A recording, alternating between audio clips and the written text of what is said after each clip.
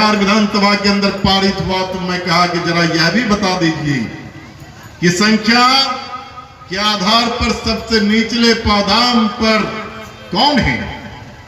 तो सामने आ गया कि जिनकी सबसे ज्यादा संख्या, वो सबसे कम जो है राज सत्ता में एमपी, एमएलए, मंत्री, वो सबसे कम, और जिसकी सबसे कम है संख्या 10%, वो 90% राज सत्ता पर कब्जा किए हुए है।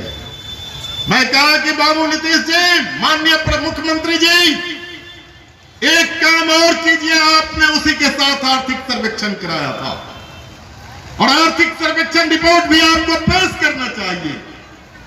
उन्होंने कहा कि इसमें समय लगेगा 3 महीना का। 3 महीना का समय लिया। 3 महीना के बाद उन्होंने आर्थिक सर्वेक्षण रिपोर्ट उसी विधानसभा के अंदर पारित किया, और जब पारित किया तो बिहार का चेहरा आईने में चमचम दिखाई पड़ने लगा। जमीन का 90% हिस्सा इस देश के 10% जो लोग ऊंची जाति के जमींदार हैं, सिर्फ उनके पास है। इस बिहार के अंदर जो नौकरी है, लगभग 80% उनके पास है। इस बिहार के अंदर जो रोजगार है, उसका 90% उस 10% लोगों के पास है। बिहार में ठेकेदारी जो करता है, वो 99% सिर्फ उनके पास है। बिहार के अंदर जो जुडिशियरी है, न्यायपालिका, वहां जो कोर्ट में बैठते हैं जज, 98% वही लोग बैठते हैं। 2% में 90% लोगों की वहां भागीदारी है। हमने कहा कि अब क्या देर कर रहे हैं मुख्यमंत्री जी, इस बिहार के अंदर जो लोग जितना आर्थिक सामाजिक रूप से पिछड़ा हुआ है, उसको बराबरी में लाने के लिए बाबा साहब भीमराव अम्बेडकर का संविधान है। उसने कहा कि उसको आरक्षण देते हुए उसको बराबरी में लाओ, और तब बिहार में आरक्षण की सीमा को बढ़ा करके 65% किया गया। क्या हुआ?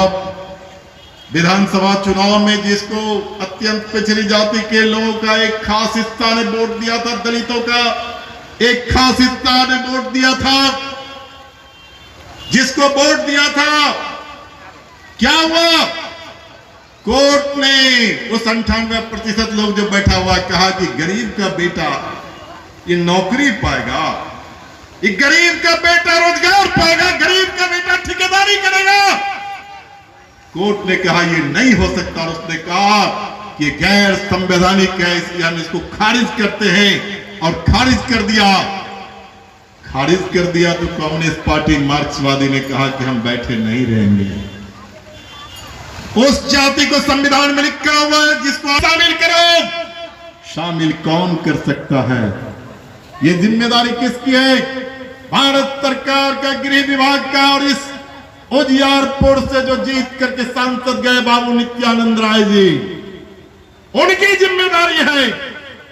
इस बिहार के दलित, महादलित, अत्यंत पिछड़ी जाति लोगों के आरक्षण बढ़ाए हुए जो उसको 9वीं अनुसूची में शामिल करोगे।